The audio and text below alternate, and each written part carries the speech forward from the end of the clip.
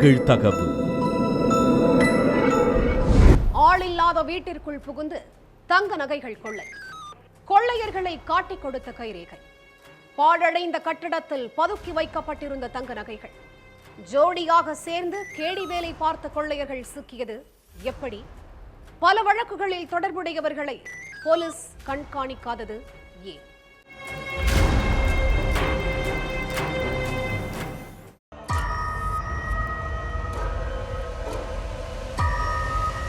பொங்கல் பண்டிகையை கொண்டாடுறதுக்காக மாமியார் வீட்டுக்கு போயிருந்தப்போ தன்னோட வீட்டுக்குள்ள மர்ம நபர்கள் புகுந்து 6 சவரன் நகையை திருடிட்டு போயிட்டுதா தாம்பரம் ரெங்கநாதபுரத்தை சேர்ந்த சதீஷ்குமார் போலீஸ் ஸ்டேஷன்ல கம்ப்ளைண்ட் கொடுத்திருக்காரு.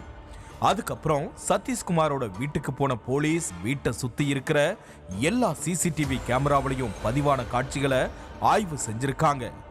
அதுல கொள்ளை நடந்த வீட்டுக்கு பக்கத்துல உள்ள ஒரு தெரு முக்குல ஒருத்தன் ரொம்ப நேரமா பைக்ல நின்னுட்டு இருந்திருக்கான். அப்போ அந்த வழியா ஒருத்தன் விறுவிறுன்னு நடந்து போய் பைக்ல உட்கார்ந்துட்டு இருந்தவனுக்கு நைஸா சிக்னல் கொடுத்துட்டு அவன் பாட்டுக்கு நடந்து போயிட்டான். அதுக்கப்புறம் பைக்ல உட்கார்ந்துட்டு இருந்தவன் பைக்கை ஸ்டார்ட் பண்ணி நடந்து போனவன் பின்னாடியே போய் கொஞ்ச தூரத்துக்கு அப்புறம் அவனை வண்டியில ஏத்திக்கிட்டு 2 பேரும் வேக வேகமா போயிருக்காங்க.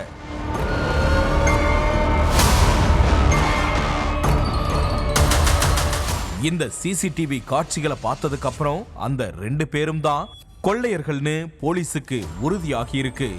ஆனா சிசிடிவி காட்சிகள்ல 2 பேரோட முகமும் சரியா தெரியல. அந்த 2 வீலரோட நம்பரும் கிளியரா இல்ல. அதனால குற்றவாளிகளை பிடிக்கிறது போலீஸுக்கு சவாலா இருந்துச்சு. அதுக்கப்புறம் கைரேகை நிபுணர்களை வர வச்சு சதீஷ்குமார் வீட்டில இருந்து நகையை கொள்ளையடிச்சிட்டு போனவங்களோட கைரேகைகளை பதிவு பண்ணியிருக்காங்க போலீஸ்.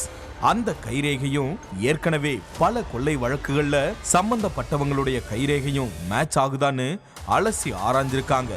அப்பதான் பல இடங்கள்ல கைவரிசை காட்டி ஏகப்பட்ட கேஸ்ல ஜெயிலுக்கு போயிட்டு வந்த நெசப்பாக்கத்தை சேர்ந்த ஜெகநாதன் என்ற பிரவீனோட கைரேகை கூட அந்த கைரேகை மேட்ச் ஆகியிருக்கு. சதீஷ்குமாரோட வீட்டுக்குள்ள புகுந்து கைவரிசை காட்டினது பிரவீன் தான் தெரிஞ்சுக்கிட்ட போலீஸ் நேரா அவனை பிடிக்கிறதுக்கு அவனோட வீட்டுக்கு போயிருக்காங்க. அங்க போய் விசாரிச்சப்பதான் வேற ஒரு திருட்டு கேஸ்ல பிரவீன் ஏற்கனவே ஜெயிலுக்குள்ள இருக்காங்கிறது தெரிஞ்சிருக்கு.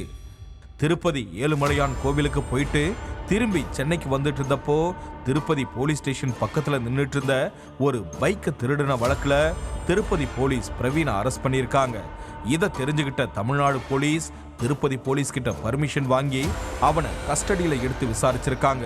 அப்போ தானும் காஞ்சிபுரத்தை சேர்ந்த குட்டிங்கிற மணிமாறனும் சேர்ந்துதான் சதீஷ்குமார் வீட்டுல நகையை கொள்ளையடிச்சத பிரவீன் போலீஸ் கிட்ட ஒத்துக்கிட்டான். அதுக்கப்புறம் வெங்கம்பாக்கம் பக்கத்துல உள்ள ஒரு பாழடைஞ்ச பில்டிங்ல தான் கொள்ளையடிச்ச நகையை பதுக்கி வச்சிருக்கிறதா சொல்லியிருக்கான். நேரா அந்த பாழடைஞ்ச பில்டிங்க்கு வண்டியை விட்ட போலீஸ் அங்க இருந்த தங்க நகைகளை பறிமுதல் செஞ்சிருக்காங்க. பிரவீனும் மணிமாறனும் ஆரம்பத்துல செயின் பறிப்பு, வழிப்பறி, அடிதடின்னு தொடர்ந்து குற்ற சம்பவங்கள்ல ஈடுபட்டு இருந்திருக்காங்க. அப்போ வெவ்வேறு கேஸ்ல 2 பேரும் ஒன்னா ஜெயில இருந்திருக்காங்க.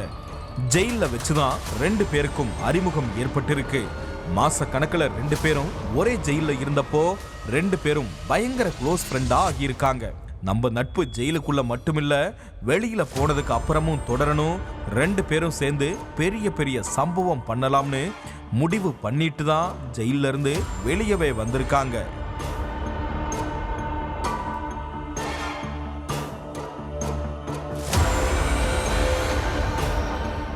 கிட்டத்தட்ட 5 வருஷத்துக்கு மேல 2 பேரும் சேர்ந்து ஏகப்பட்ட இடங்கள்ல பணமும் நகையும் கொள்ளையடிச்சிட்டு இருந்திருக்காங்க. ஜெயில இருந்து வெளியே வந்த நாள்ல இருந்து இப்ப வரைக்கும் 2 பேரும் எந்நேரமும் ஒன்னாவே தான் இருப்பாங்களாம். இவங்களுடைய முழு நேர வேலையே கொள்ளையடிக்கிறது மட்டும்தான். எந்த குற்ற செயல்கள்ல இறங்கினாலும் சேர்ந்தே தான் செய்வாங்களாம். ஒருவேளை போலீஸ் கிட்ட மாட்டி ஜெயிலுக்கு போற மாதிரி நிலை வந்தாலும் 2 பேரும் ஒன்னாவே தான் ஜெயிலுக்கும் போவாங்களாம். ஆக மொத்தத்துல நகமும் சதையும் போல எப்பவுமே ஒன்னா இருக்கிற பிரவீனும் மணிமாறனும் இப்போ ஒன்னாவே ஜெயில கம்பி எண்ணிக்கிட்டு இருக்காங்க. அது மட்டுமில்ல, விசாரணையில அவங்க 2 பேரும் சொன்ன விஷயம்தான் ஹைலைட்டே.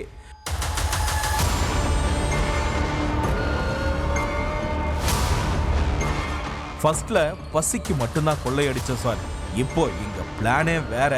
சும்மா சின்ன சின்னதா அடிச்சு பிரயோஜனம் இல்ல, பெருசா கொள்ளையடிச்சு ஃபாரின்ல போய் உல்லாச வாழ்க்கை வாழணும், ஃபாரின்ல போய் செட்டில் ஆகிடணும். அதுதான் எங்க லட்சியம். அந்த லட்சியத்தை நிறைவேற்றுறதுக்காக தான் இப்படி கொள்ளையடிச்சோம்னு சொல்லியிருக்காங்க பிரவீனும் மணிமாறனும். பண்றதே ஃப்ராடுத்தனம், அதுல உங்களுக்கு ஒரு லட்சியம் வேறையான்னு சொல்லி செமத்தையான கவனிப்புக்கு அப்புறம் 2 பேரையும் ஜெயிலுக்குள்ள தள்ளி இருக்காங்க காவல்துறையினர்.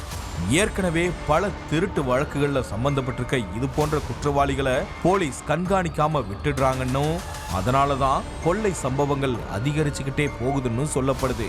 தொடர்ந்து குற்ற செயல்களில் ஈடுபடுறவங்களை கரெக்டா வாட்ச் பண்ணாலே பாதி குற்றங்களை தடுத்துடலாம்னு வலியுறுத்தி இருக்காங்க விஷயம் தெரிஞ்சவங்க.